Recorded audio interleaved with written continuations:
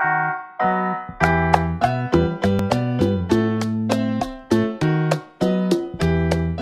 amigos de Página en Blanco, tengo el honor de estar acá con José Venegas. Él es uno de los autores que completan este compendio que ha sacado el Instituto Político de la Libertad, Libertad y Prejuicio, Reflexiones para la Defensa de los Derechos LGTB, y que habla sobre este tema desde una óptica liberal. ¿Cómo estás, José? Bienvenido. ¿Qué tal? Muchas gracias, un placer.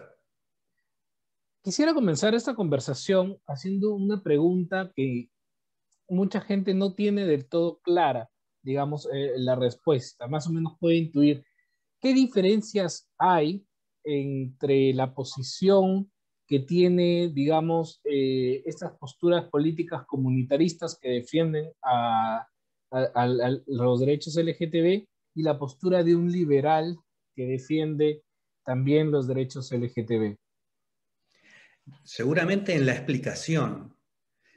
Lo importante para mí es la coincidencia en el objetivo, porque muchas veces se hace hincapié en esto de la diferencia con la izquierda. La diferencia con la izquierda puede ser que en muchas cuestiones que tienen que ver con la vida social, la izquierda se las explica desde el igualitarismo, mientras que el liberalismo se los explica desde la libertad y el individualismo.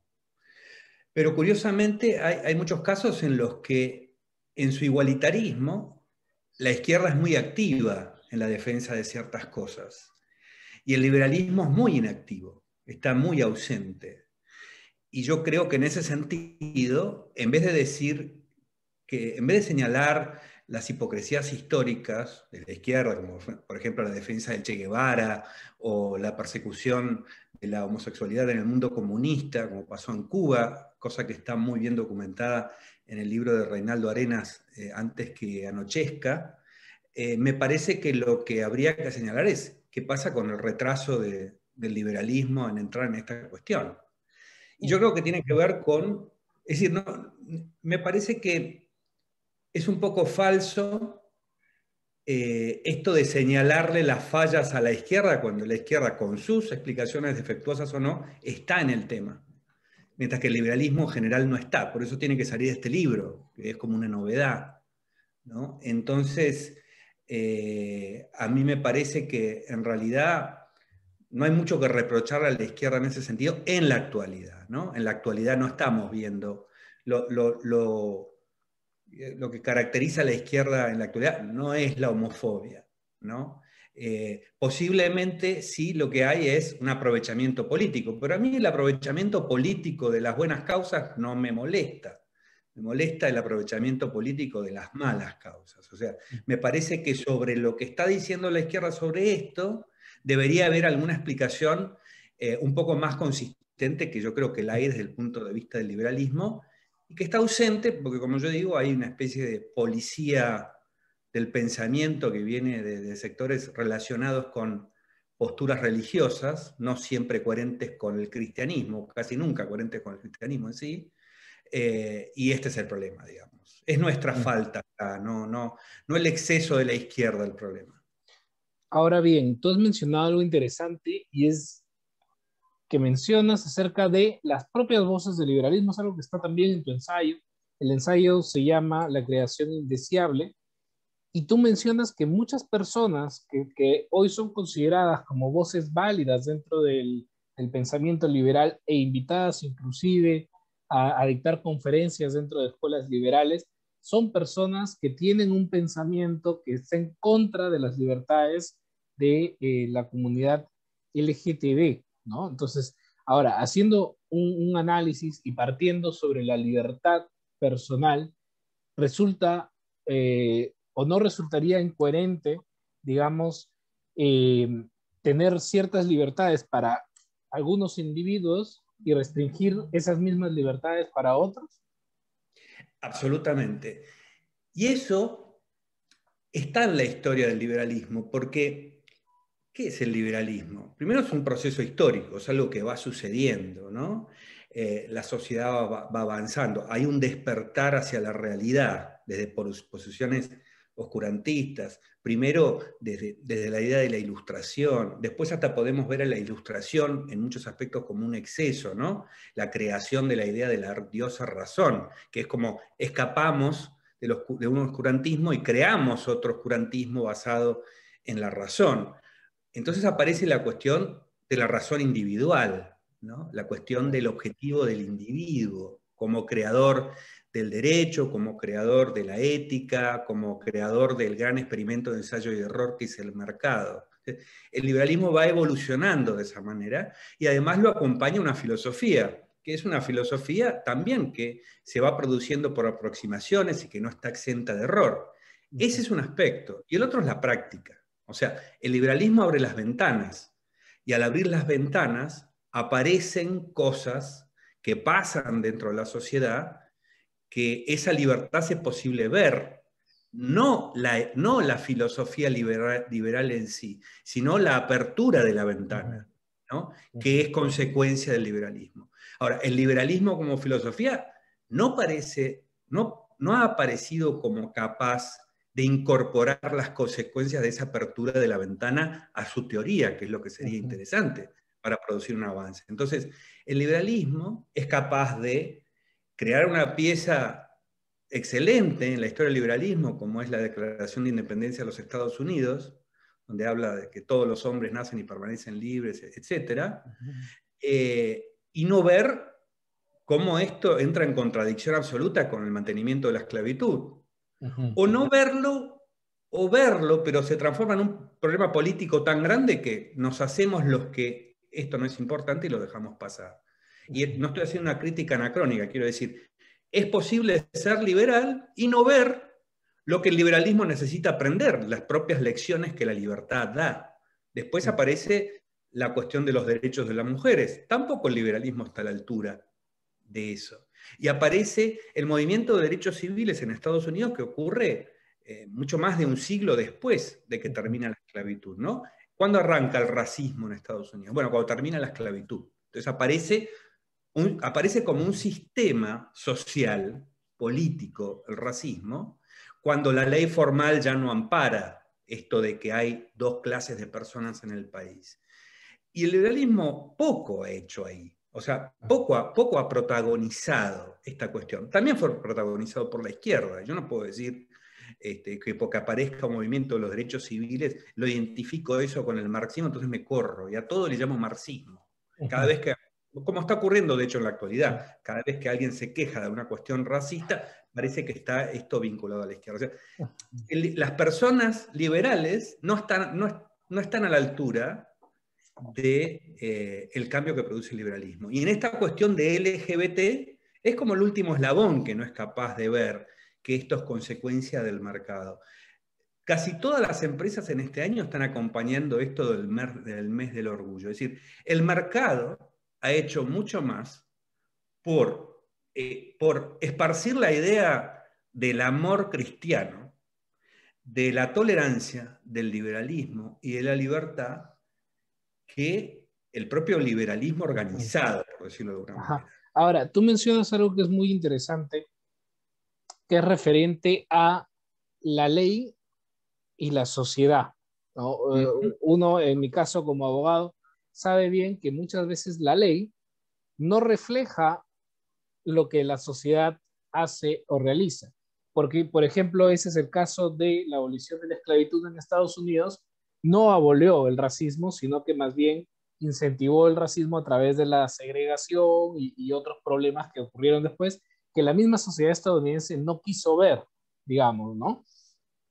O en el caso de la Revolución Francesa, donde la ley decía que todos eran iguales, que había libertad, el respeto al individuo, ¿no? Y se terminó matando por razones de igualitarismo de una manera terrible. Y tú sintetizas eso en el ámbito de la comunidad LGTB, es decir, si es que se aprueba el matrimonio homosexual, eso no necesariamente termina de cubrir las necesidades de este grupo de personas, sino que además está el tema social mediante el cual existe una segregación entre las mismas personas que dicen, no, tú eres distinto y yo soy, digamos, la norma, ¿no? ¿Podrías comentarnos un poco más acerca de eso? Sí, es la misma diferencia que existe entre la constitución real y la constitución formal, ¿no? Entonces, hay una constitución, puede haber una constitución formal, muy bien inspirada en principios del liberalismo, y que eso no, realmente no resulte de aplicación, ni siquiera dentro del Estado. Que el Estado se maneje con otros parámetros que no son los de la constitución formal. Por lo tanto, la mera declaración formal de la constitución no basta. Pero también se relaciona con otra cuestión, que es el liberalismo no solamente se ocupa de las limitaciones a la libertad por la acción directa estatal, porque si no, no harían falta las leyes civiles o los códigos penales.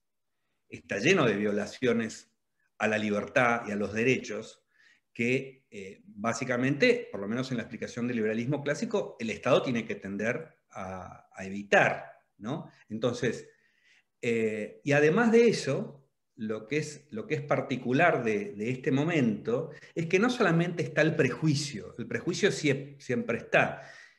Lo que está ocurriendo en este momento es que el prejuicio se está debilitando porque hay una nueva generación que piensa de otra manera. Y cuando el prejuicio se debilita, aparece un aparato político organizado para montarse en el prejuicio, para utilizar al prejuicio como arma política. Es lo que pasa en Hungría, es lo que pasa en Latinoamérica con esta derecha religiosa que está apareciendo y que hace de la cuestión LGBT como la creación de un enemigo visible, ¿no? Ujú. Y eso es de una naturaleza muy distinta a, por ejemplo, un conservadurismo. A mí no me gusta llamarle a este movimiento conservador. Y lo relaciono, sí, en cambio, con los métodos del nacionalsocialismo. Esta es una minoría que parece débil frente a la mayoría. Y en este caso ocurre como una reacción, porque el aparato de control social, que no tiene que ver con algo que el Estado habilite, sino que permanece como permaneció el racismo después de la abolición de la esclavitud, es un problema político serio, digamos. El liberalismo trabaja a muchos niveles. Trabaja a nivel constitucional, trabaja a nivel legal, trabaja a nivel de la conducta real del Estado, más allá de lo formal, y trabaja en el debate político. Si yo tengo en el debate, digamos, al prejuicio que existe en la sociedad, lo organizo políticamente, eso es una amenaza a la libertad. El liberalismo no puede sentarse ni tolerar a una facción política que promueva el racismo, por ejemplo, o el antisemitismo. Y si pudiera hacerlo, el liberalismo no significaría nada, digamos. Ahora, estos grupos intolerantes, antiderechos, como podría ser el caso en el Perú de Con mis hijos no te metas, eh, surgen a partir de que justamente el mercado y la misma sociedad empiezan a incluir un poco más a esta comunidad. Es una especie de reacción y miedo a la transformación, a la aceptación, a la liberalización de la misma sociedad, ¿no? Y ahora, justamente, es un grupo que, como tú bien dices, prefieres no llamarlo conservador necesariamente, que lo vemos tanto en ciertos sectores de la derecha como en ciertos sectores de la izquierda, y en el caso peruano, los dos candidatos de la segunda vuelta, por ejemplo, los dos son candidatos que comulgan con este grupo, ¿no? O sea, Claro. como ya no es un tema, digamos, político necesariamente, sino hay un trasfondo ideológico de otro tipo, ¿no? Sí, sí, hay una falsificación de algo bastante inútil que es la división ideológica entre derechas e izquierdas, que es completamente inútil y que disfraza otra cosa. Digamos, el control moral de la sociedad, esta idea de que hay unos que son moralmente superiores porque ejercen una segregación. La segregación les crea la superioridad. Como vos decís, hay una apertura a la sociedad, hay un avance moral que se está dando en la sociedad y que se ve, ¿no? Y que digo, el avance moral en las últimas etapas de lo que viene de la sociedad abierta, digamos, los derechos de las mujeres, los derechos de las personas de distinto color, hasta los derechos de los extranjeros, ¿no? O los derechos LGBT, es algo que va ocurriendo porque la sociedad avanza moralmente y las posiciones religiosas están como retrasadas, resistiendo cada uno de estos avances morales. Y ocurre en la actualidad que hay una organización política de eso, y eso es lo que parece peligroso. Esto no tiene nada que ver con derechas e izquierdas. De hecho, parte de la falsificación de esta derecha religiosa es la creación de esta idea del marxismo cultural o de digamos, la conspiración de la izquierda que nace de la visión de Benedicto XVI, que le llama esta idea de que existe esta conspiración de la izquierda para desnaturalizar a la sociedad y a la familia. Pero como esto no se puede presentar ya a esta altura del partido como la sociedad debería estar siendo comandada por la Iglesia, hay un ocultamiento de Dios en esta cruzada. Es una cruzada con un Dios oculto. Y se oculta y se le llama naturaleza, se le llama biología, se le ponen distintos nombres para llevar a cabo esta forma de control. Pero para mí lo importante es lo que vos señalás. La sociedad avanza moralmente y los moralistas retroceden moralmente. Y no importa si están a la derecha o a la izquierda. Esto es útil políticamente. Señalar a una minoría y convertirla en indeseable es la forma más degradada y miserable de ejercer la política que uno se puede imaginar. Y el fin es político, no moral. Acá no hay ningún proyecto de expandir el amor de Cristo. Acá hay un proyecto de utilizar supuestas cuestiones que están en la tradición católica, no en Cristo en sí mismo, con una finalidad política, por parte de gente que no predica el Evangelio. Habla todo el tiempo de política, por izquierda y por derecha, digamos, ¿no? Así que yo diría que así como el comunismo aprovecha un poco el pobrismo que está íncito en la tradición cristiana, esta derecha religiosa aprovecha de la misma manera al Dios castigador, que es anterior al Nuevo Testamento. Esto es lo que es curioso, ¿no? El Dios castigador que todo lo que está fuera de la explicación bíblica sobre la naturaleza humana lo repudia. Bueno, eso está un poco en el fundamento de esta utilización política de la cuestión LGBT.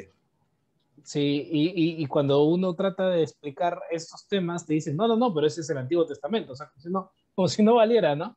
Pero está dentro, digamos, de la tradición religiosa que ellos tienen. Ahora, Claro, pero fíjate esto, que es muy interesante, porque Cristo con el Nuevo Testamento hace una reforma, casi una derogación del Antiguo Testamento. Y dice, todos estos preceptos que están en el Antiguo Testamento tienen que ser vistos a la luz de una cuestión fundamental, el amor al prójimo. Y en esa postulación del amor al prójimo, diría que no es que solamente esto se transforma en una luz de interpretación del Antiguo Testamento, es casi un borrón y cuenta nueva, ¿no? Cristo derriba el templo. ¿Qué quiere decir que derriba el templo? Es que es casi la versión 2.0, dice, acá hay un Nuevo Testamento, acá hay una nueva... En esto se basa el cristianismo, ¿no? La buena noticia de Jesús, la del amor al prójimo. Ahora, uno ve a los evangelios, la historia conocida, documentada de Cristo a través de los evangelios, y dice, ¿cuánto del discurso de Cristo tiene que ver con el amor? Yo diría que como un 99%, ¿no? ¿Cuánto del discurso de la derecha religiosa tiene que ver con el amor? Yo creo que la cifra debe ser cercana a cero. Cercana a cero. Algo no funciona en el sistema ese, ¿no? bueno, algo tiene que haber pasado para pasar del amor al Al odio a lo poder, largo de, claro, a lo largo el de poder, siglos, ¿no? el poder. Lo otro que también es interesante es, hablemos un poco de los niños, porque estos grupos religiosos normalmente se escudan en que están defendiendo a sus hijos, ¿no? A los niños, ¿no? Es decir, no te metas con los niños, un hombre no se puede besar con un hombre porque le va a afectar psicológicamente a un niño.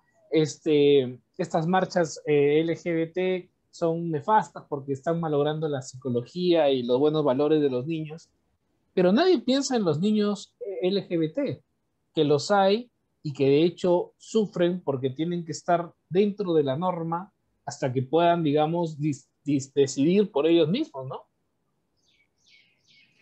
Bueno, yo les diría a los de, con mis hijos no te metas, yo les diría, con tus hijos tampoco te metas vos. Esto es lo fundamental. Y esto es lo que el liberalismo clásico ha dicho sobre esta cuestión. Por eso, en el liberalismo clásico, una institución como el defensor de los menores, cuando los menores están en juicio, es tan importante, porque se parte de la base de que sí puede haber un conflicto entre los padres y los menores, ¿no? Y para el liberalismo clásico, el menor es una persona, no una propiedad de los padres. Es muy importante que nadie se meta con los hijos. Y como vos decís, en esta visión ya hay una invisibilización de los hijos LGBT de estas familias y de estas personas, que nunca son hijos de familias homosexuales, ¿no? Ellos mismos lo saben. La homosexualidad no es reproductiva, por lo tanto, toda persona LGBT es hija de una familia, de un matrimonio heterosexual. No es el producto de la homosexualidad en el contacto con la homosexualidad. Lo que sí causa un daño terrible en la psicología de una persona que no tiene la sexualidad o el comportamiento que sigue la norma, porque no solamente la sexualidad, es el comportamiento que sigue la norma, ¿no? En esto quiero decir, hago un paréntesis, que todas las personas están en conflicto con el género. Todos los varones se han visto en algún momento molestados por usar una camisa rosa o por ser demasiado cariñosos con un amigo, y con las mujeres por querer jugar al fútbol, digamos. Y esto no tiene que ver con la sexualidad, tiene que ver con que hay formas de control social que las teorías de género nos permiten ver que tienen que ver con esto, ¿no? Ahora, cuando un menor nace en una de estas familias de con mis hijos no te metas, donde su propia existencia es considerada inconcebible, porque escuchan a sus padres hablar de los gays, de los maricones, hacer comentarios todo el tiempo, o se permiten los colegios que haya bullying para aquellos que no se adaptan a la norma. Ese es el daño psicológico grande que tiene que importar, ¿no? Entonces, la verdad es que si dentro de estas familias también aparece esta cuestión, quiere decir que no debe tener con lo que ellos ven como una propaganda homosexual. No, no. La propaganda es la propaganda de la heteronorma famosa. Esa es la propaganda que se ejerce. La violación de los derechos del menor tiene que ver con meterse con la sexualidad del menor. Eso lo hacen los padres, no lo hace el Estado. Tampoco lo tiene que hacer el Estado, quiero decir.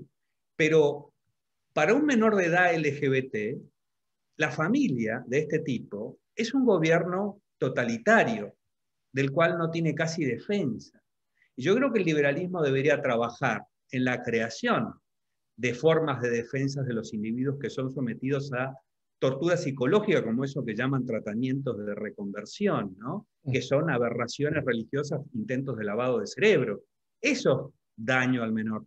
El menor es más importante que la familia, el individuo es más importante que la familia. La familia no es la célula de una sociedad libre, el individuo es la célula de una sociedad libre. El individuo, además, es la célula de toda familia sana. No hay una familia sana donde no se pueda hacer de una manera en materia de sexualidad dentro de esa familia. Esa familia no es sana, esa familia es un peligro para el menor.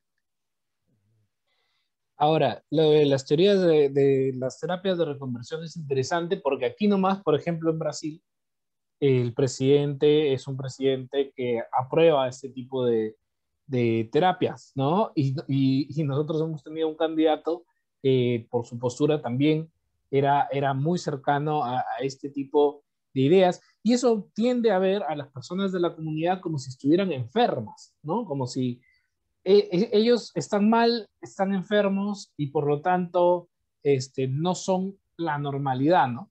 Lo otro que también comentabas que me parece interesante es el tema del comportamiento, ¿no? Porque mucha gente dice, ah, pero tú eres gay, bisexual, ah, pero no pareces.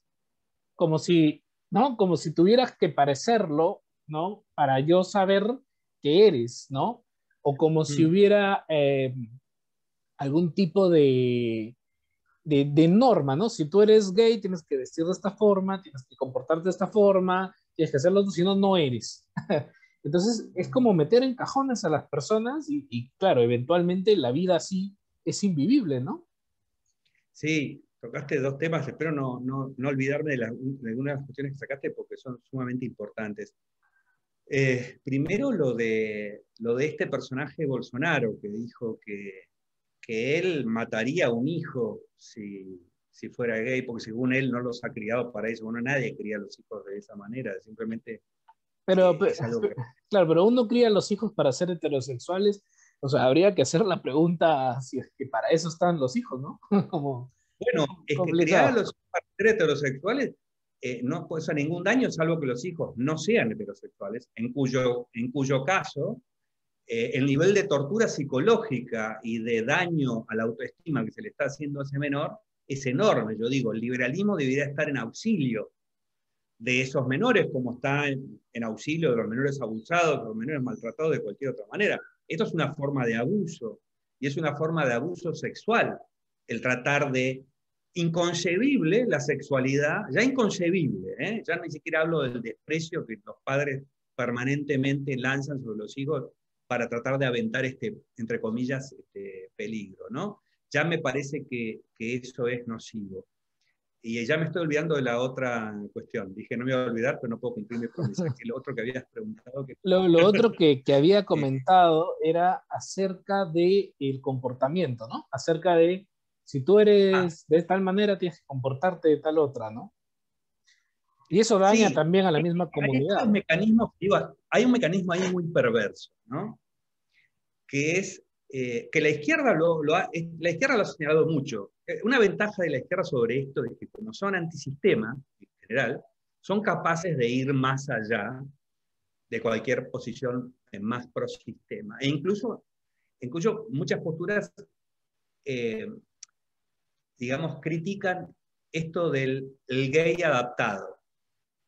El gay adaptado que la heteronorma es capaz de aceptar es que el que es un poco masculino y el que es, entre comillas, discreto, lo que no muestra mucho. Entonces, ya digamos, el aparato lanza mensajes de posible aprobación. Si sos de determinada manera, si hay en tu comportamiento alguna forma de colaboración o moderación, nosotros podemos darte aceptación.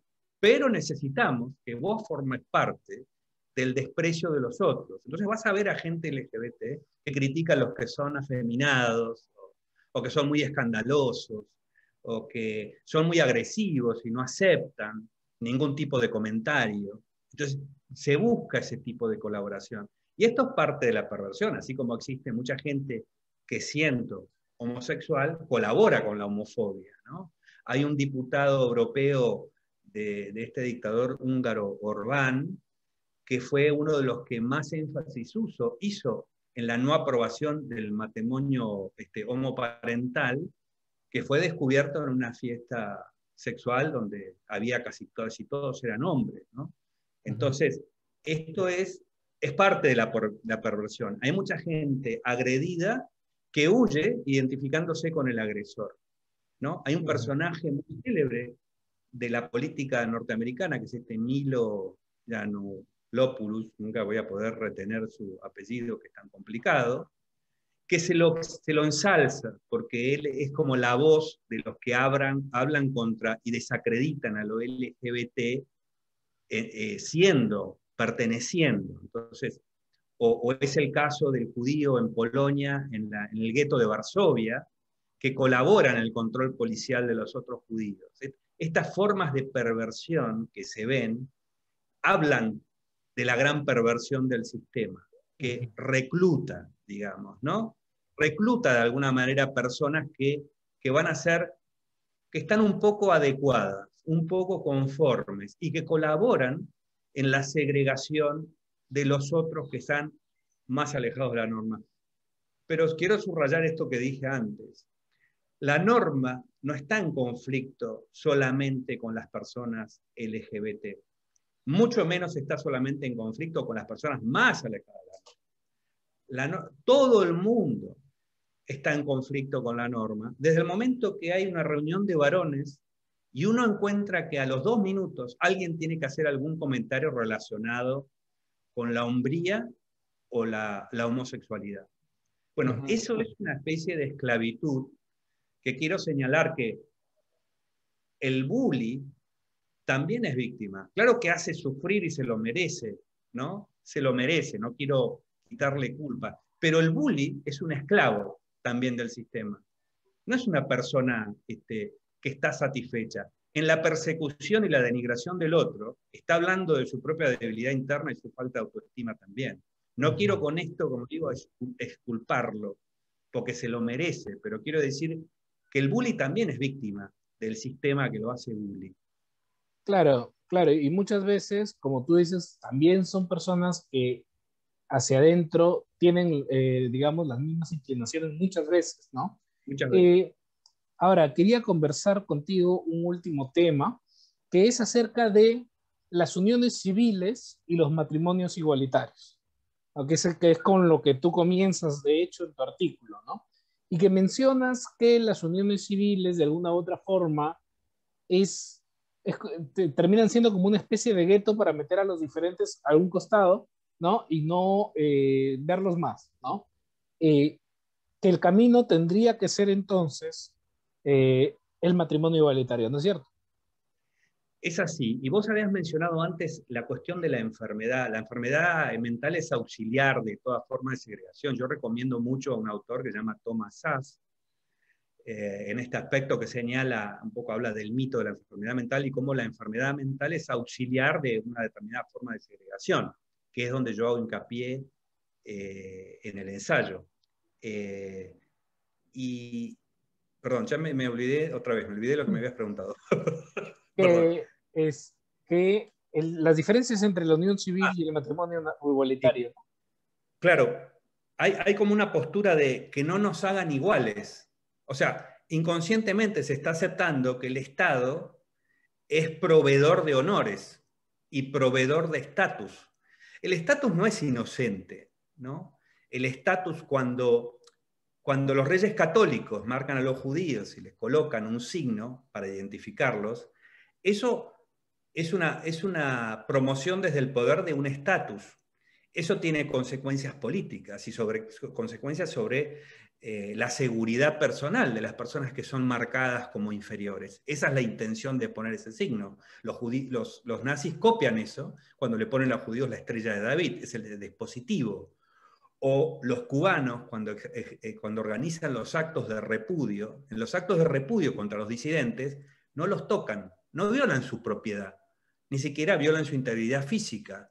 Lo que hacen es crear una situación de repudio. La situación de repudio es como un exilio interno. Entonces, decir que las uniones homoparentales tienen que llamarse de otra manera es aceptar al Estado concediendo, digamos, tanto honor para unos como degradación para otros, lo cual coloca en peligro. Es inaceptable eso desde todo punto de vista. Es inaceptable desde el punto de vista legal porque ya crear una distinción da lugar a interpretaciones diferentes. Y es inaceptable porque la voluntad de las partes es celebrar exactamente un matrimonio con todas sus consecuencias, ¿no? Entonces, la voluntad de las partes es lo que es sagrado acá.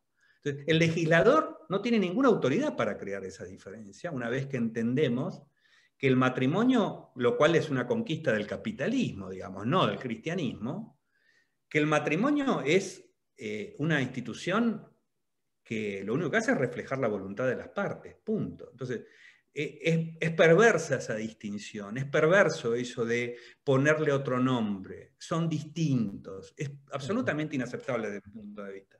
Ahora, pero en el caso del Perú, por ejemplo, está este congresista Carlos Brus, que propuso un proyecto de ley para crear una unión civil no matrimonial, ¿no? O sea, que decía exactamente esas palabras en el nombre, ¿no? Unión civil no matrimonial, aún así no se aceptó. El Perú es muy conservador en esto, pero eh, desde ahí hablamos un poco de los mismos agentes dentro de la comunidad que están llevando a poder hacer esas diferencias que posiblemente terminen perjudicando a la misma comunidad. Sí, y además esto tiene mucho que ver con la directa acción de la Iglesia, digamos, ¿no? El ideal siempre es que no exista legislación civil, sino que todo sea contractual. No debería haber ninguna legislación civil que no tenga por finalidad actuar con un efecto supletorio, ¿no? En caso de que las partes no prevean algo, bueno, es bueno tener legislación supletoria para no, digamos, dejar un vacío que se presta a mayores discusiones. Pero digamos, lo central siempre tiene que ser la voluntad de las partes.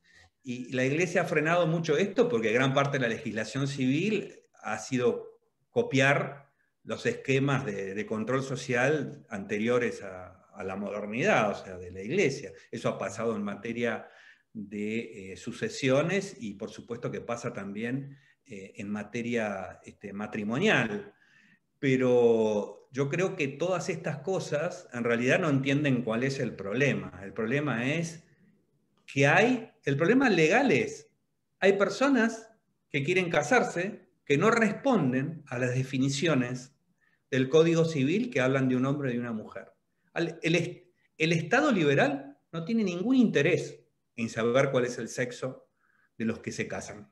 Ni siquiera debería tener algún interés, como tiene la legislación, de saber si consuman el matrimonio, porque no tiene nada que ver con la realidad moderna, digamos, ¿no?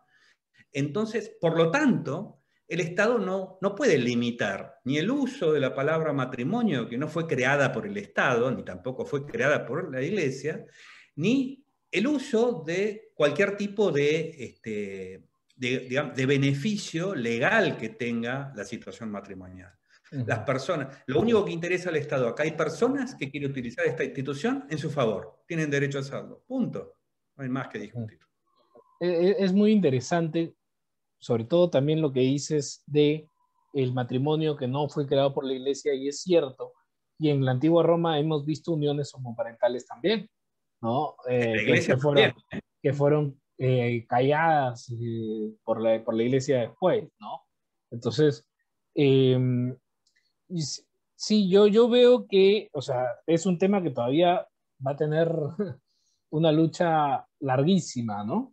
Larguísima porque al final, cuando tú creas una unión civil, estás diciendo, ah, ya, ok, ciudadanos de primera clase, matrimonio, ciudadanos de segunda clase, unión civil, y la defensa que hacen estos grupos es que el matrimonio está destinado a crear hijos, ¿no? A la procreación.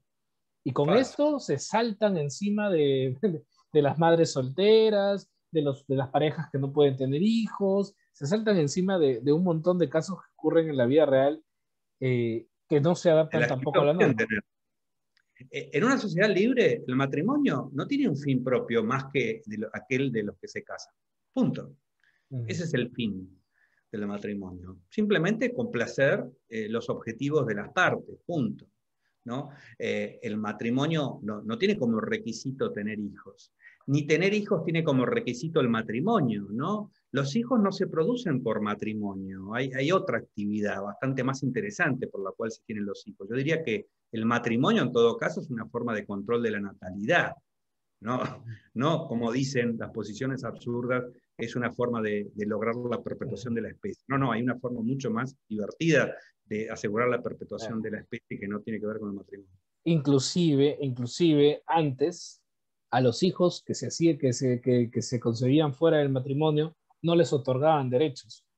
Entonces, imagínense, ¿no? De qué sociedad En nombre del estamos. cristianismo, ¿no? En nombre del cristianismo.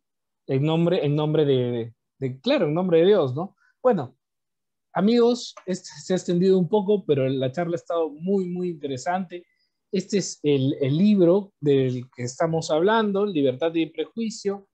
José ha escrito ahí uno de los ensayos muy, muy interesantes. Hay otros autores, de repente en cualquier otro momento podemos conversar con cualquier otro autor y ya se encuentra en librerías. Yo más bien, José, te quiero agradecer por haber estado conmigo conversando sobre este tema que es muy interesante y que además está en boga por estas fechas.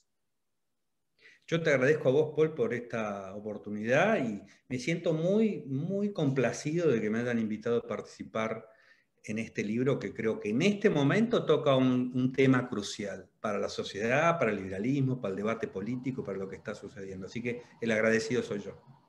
Y ojalá que se genere conciencia en los mismos liberales que en teoría luchan por la causa de la libertad. Muchas gracias. Un abrazo. Cuídate.